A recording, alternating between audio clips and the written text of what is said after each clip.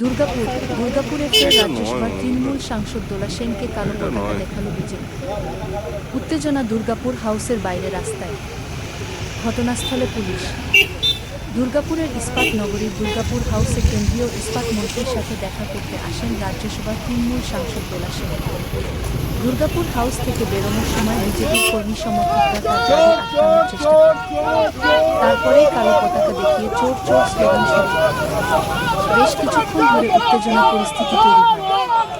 বিজেপির কর্মী জয়দীপ বন্দ্যোপাধ্যায় বলেন, তৃণমূল শ্রমিক সংগঠনের চোর নেতারা বিজেপির গা ঘেঁষার চেষ্টা করছে, সেই জন্যই আমরা কালো পতাকা দেখালাম। দোলা সেন খারাপ তৃণমূলের সাথে যুক্ত।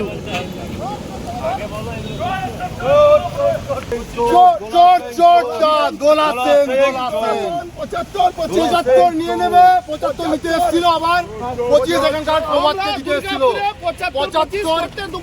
5% নিতে দিয়ে দিতে হবে এই চোরগুলোকে। এই চোরগুলোকে আমাদের দুর্গাপুরের মাতৃভূমিতে ঢুকতে দেবো না। একটা এই চোরগুলোকে ঢুকতে দেবো না। কলকাতা ক্যামাক সিটের চোরগুলো জানোয়ারগুলো এসেছিল 75-এ ভাগ বুঝতে।